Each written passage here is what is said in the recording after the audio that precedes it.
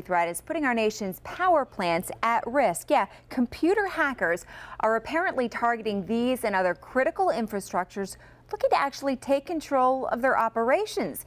Anthony Mongeluzo, he's an internet security expert, joining us now tonight to answer some of these questions we've got. Let me get right to it. People look at all of these things, don't realize a lot of these things are run by a computer. And if you could hack into this, well, there's a lot of scary things that could happen. Is pretty much everything, though, operated via computer? Everything today has a computer operating system on it, whether it's your car, whether it's your phone, whether it's a nuclear power plant. And if you gain control of that computer, you have access to do whatever that computer can do. So if you gain control of a nuclear power plant, you could open the gates up, open security, do whatever the operator can do. Okay, let me ask you this. There's an interesting statistic I read today, and it says as much as 85% of our nation's critical infrastructure is actually owned and operated by private companies, not by the government. That ranges from things you mentioned, nuclear companies, electric power plants, transportation, all that kind of stuff. So does that in and of itself put us all at risk?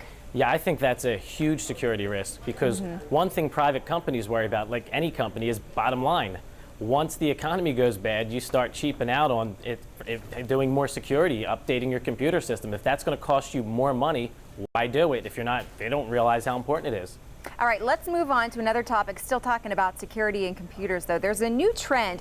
Apparently, people are making Facebook accounts for their pets, like they're giving, Fido or Spot or Rover or whatever, their own Facebook page, and they post status updates for them, all that kind of stuff. I know it sounds like fun, and I've actually seen some of them myself, but these could put people at risk, you're saying, right? Yeah, the big thing about this is if you could imitate a pet on Facebook, everyone knows that that's not a real thing, but you could actually imitate another person or pretend to be someone that you're not, and that could lead to a lot of different personal issues where you're inviting a complete stranger to your house. It's not a good thing at all. Sure, you make a good point. People do it with their kids too, so stay away from that. All right, final topic for you today, and I want to ask you about this. HP recently did a pretty extensive study about Twitter, obviously. We're all familiar with what that is. They found, though, that we are surrounded by so much social media today that it's hard for any one particular media to be really influential anymore. So my question to you, are things like Twitter still effective? They can be effective. Twitter and any social media outlet needs to engage people in a two-way conversation. Too many people just post. You can't read all the data that goes out there. It's just stream after stream. No, you do. You have to follow selectively. But I guess the key here is, how do you get people then engaged in your tweets?